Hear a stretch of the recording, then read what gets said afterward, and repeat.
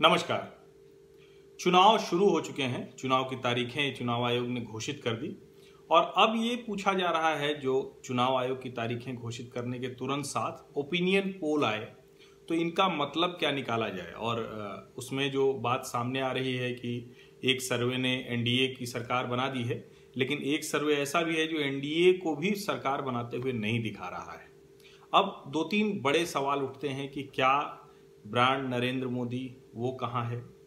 क्या राष्ट्रीय सुरक्षा सबसे बड़ा मुद्दा बनने जा रहा है? क्या जो बेरोजगारी, किसानों के मुद्दे, विकास या दूसरे जो भी मुद्दे हैं, जीडीपी ग्रोथ, ये सब मुद्दे रहेंगे या नहीं रहेंगे? या जो बालाकोट की एयर स्ट्राइक है वो सबसे बड़ा मुद्दा बन जाएगा? अब इसमें मुझे जो लगता है, क्योंकि ज़्यादातर सर्वे में उत्तर प्रदेश को लेकर बहुत ढेर सारी आशंका जताई गई है, और मुझे जो लगता है कि उत्तर प्रदेश में भारतीय जनता पार्टी, अगर हम पारंपरिक तरीके से देखें तो समाजवादी पार्टी और बहुजन समाज पार्टी के गठबंधन के बाद फिर तो उसको 10-12 सीटों से ज़्यादा नहीं जीतना चाहिए था, अगर हम पुराने आंकड़ों पे जाएं। लेकिन सवाल यही है कि क्या पिछड़े और दलितों का वो पूरा का पूरा एक कहे कि थोक में अभी भी वो पूरा उन दोनों पार्टियों के पास उन पर भरोसा है उन जातियों का? तो मुझे लगता है वो स्थितियां बहुत बदल चुकी हैं। वो चाहे नई भारतीय जनता पार्टी हुई या जिस तरह से भारतीय जनता पार्टी ने अपनी योजनाओं में जो फोकस किया है, उनका जो जोर है, वो उससे समझ में आता है। लेकिन अभी एक चीज जो समझने की है, जिसको लेकर बार बार कहा जाता है क्या राष्ट्रीय सुरक्षा का मुद्दा असर करेगा, क्योंकि मुझे लगता है कि वो मुद्दा असर कर रहा है। आप लोगों से बात करिए सामान्य बातचीत में तो लोग वो मानते हैं कि नरेंद्र मोदी जैसे कहते थे उस तरह से उन्होंने पाकिस्तान पर जो एयर स्ट्राइक की है, और निश्चित तौर पर युद्ध नहीं किया। युद्ध जैसे हालात जरूर बने थे बीच में, लेकिन युद्ध नहीं किया, अपनी तरफ से युद्ध की पहल नहीं की। लेकिन जो आतंकवादी ठिकाने थे उनको पाकिस्तान के अंदर घुसकर उस पर हमला किया वायुसेना ने, और इसकी मंजूरी नरेंद्र मोदी ने प्रधानमंत्री के तौर पर दी। जो सवाल उठाए जा रहे थे उस पर भी अब निकल कर आ रहे हैं। कमाल की बात ये कि पाकिस्तान की मीडिया, पाकिस्तान के पूरे जर्नलिस्ट या दुनिया भर के पत्रकार, उसमें से कोई भी बालाकोट जा नहीं पाया, क्योंकि पाकिस्तानी सेना के प्रवक्ता ने 3 बार कहने के बाद न तो इंटरनेशनल जर्नलिस्ट को लेकर गए और न ही अपने यहाँ के पत्रकारों को लेकर गए। और कमाल की बात देखिए कि उनके पत्रकार उस पर कोई रिपोर्ट नहीं करने के बावजूद शांति, अमन और इस तरह के भ्रम में फैलाते रहे। और भारतीय मीडिया वो सवाल भी खड़े करता रहा, विपक्ष भी सवाल खड़े करता रहा। यहाँ उसे युद्ध का एक तरह से कहा जाने लगा कि ये युद्ध पिपासु मीडिया हो गया, कुछ इस तरह से भी हमारे अपने पत्रकारों ने भी कोशिश की और यहाँ तक कह दिया कि टीवी देखना बंद कर दीजिए, जहर भर रहे। लेकिन वो सवाल थे, और अब उसकी कहें कि अलग अलग खबरें आ रही हैं कि वहाँ कितने लोग थे, क्या थे। लेकिन उन आंकड़ों पर मैं कम से कम बात नहीं करूंगा जब तक आधिकारिक तौर पर भारत सरकार की तरफ से, सेना की तरफ से या किसी बहुत विश्वसनीय एजेंसी की तरफ से वो जांच के बाद ना आ जाए। लेकिन इतना तय है कि एयर स्ट्राइक हुई बहुत सलीके से। जो उनको टारगेट थे वो वायुसेना के चीफ ने बताया कि हमने ध्वस्त किया और हम उनकी बात मानते हैं। अब सवाल ये है कि क्या अगर ये सब है तो जो ओपिनियन पोल्स दिखा रहे हैं वो क्या सच है? मुझे लगता है कि वो सच नहीं है। फिर अगर ओपिनियन पोल्स उस नब्ज को पकड़ रहे हैं और कह रहे हैं कि एयर स्ट्राइक का असर है, तो उत्तर प्रदेश में मुझे लगता है कि भारतीय जनता पार्टी को 60 से ज्यादा सीटें मिलने वाली हैं। और अगर ये 60 से ज्यादा सीटें मिलती हैं तो आंकड़ा एकदम से बदल जाएगा, क्योंकि 80 में से 73, 71 + 2 उसने ही पूरा का पूरा आंकड़ा बदला था। और एक चीज और है कि क्या भारतीय जनता पार्टी जो सहयोगी दल के अलावा क्या 79 सीट पर चुनाव लड़ेगी? एक सीट वो मुलायम सिंह यादव जी के लिए छोड़ सकती है, क्योंकि कहा जा रहा है कि जिस तरह से संसद में आखिरी दिन पर जिस तरह से मुलायम सिंह यादव ने कहा कि प्रधानमंत्री नरेंद्र मोदी बनकर आए, तो एक ये भी बात कही जा रही कि हो सकता है कि भारतीय जनता पार्टी 79 सीटों पर ही चुनाव लड़े और मैनपुरी की सीट मुलायम सिंह यादव के लिए छोड़ दे, जहां से वो समाजवादी पार्टी के प्रत्याशी हैं। ये एक अलग तरह का गणित होगा, एक अलग तरह का सीटों का समीकरण होगा।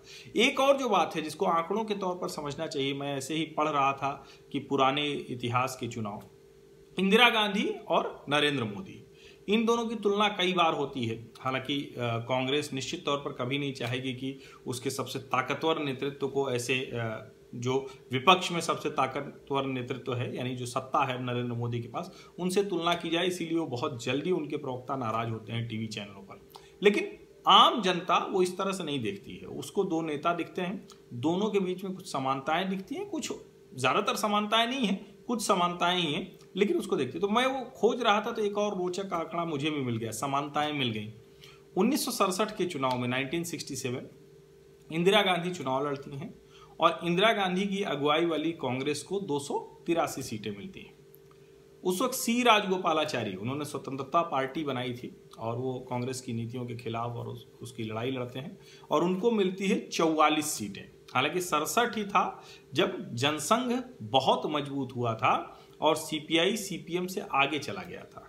उसके पहले तक देश की सबसे बड़ी पार्टी कांग्रेस हुआ करती थी और उससे बहुत पीछे लेकिन दूसरे नंबर की सबसे बड़ी पार्टी सीपीआई हुआ करती थी। बाद में तो दोनों में बंटवारा हुआ, सीपीआई और सीपीएम बन गए, लेकिन वहीं से एक पराभव की शुरुआत हुई और जनसंघ की मजबूती की, जो कहें कि जो एक पार्टी के तौर पर भारतीय जनसंघ मजबूत हुआ। 1971 का चुनाव होता है और 1971 के चुनाव के पहले के घटनाक्रम देखने चाहिए। 1968 में शेख मुजीबुर रहमान पर पाकिस्तान में यह आरोप लगता है कि वो भारत की प्रधानमंत्री इंदिरा गांधी के साथ मिलकर पाकिस्तान को 2 हिस्सों में तोड़ना चाहते हैं।